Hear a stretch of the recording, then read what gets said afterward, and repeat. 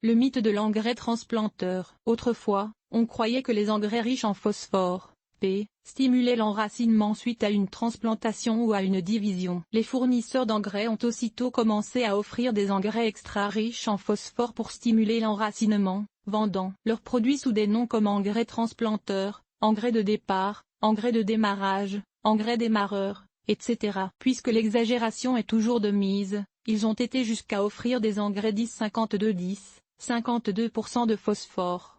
Depuis, on a découvert que ce n'était pas vrai, que oui, il faut une petite quantité de phosphore dans le sol pour stimuler l'enracinement, mais que la présence de beaucoup de phosphore nuit à l'enracinement. Pensez-vous que les fournisseurs d'engrais ont retiré leurs produits désormais prouvés inutiles du marché? Bien sûr que non.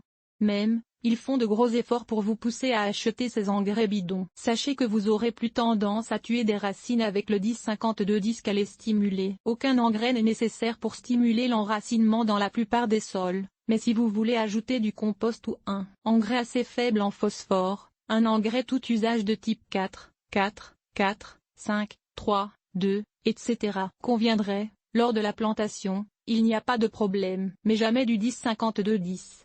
Et essayez des mycorhizes, champignons bénéfiques, si votre sol n'en contient pas, voilà de bons stimulateurs d'enracinement. Mais ajouter un engrais extra riche en phosphore, plus de 14%, peut carrément retarder l'enracinement. De plus, l'emploi généralisé de engrais si riches en phosphore cause un problème majeur de pollution des eaux. Puisqu'aucune plante ne peut absorber 52% de phosphore, l'excès va nécessairement dans l'environnement. Que faire avec l'engrais transplanteur qui vous reste? Bien dilué, soit un quart de la dose recommandée ou moins, il peut quand même servir tout simplement comme engrais tout usage.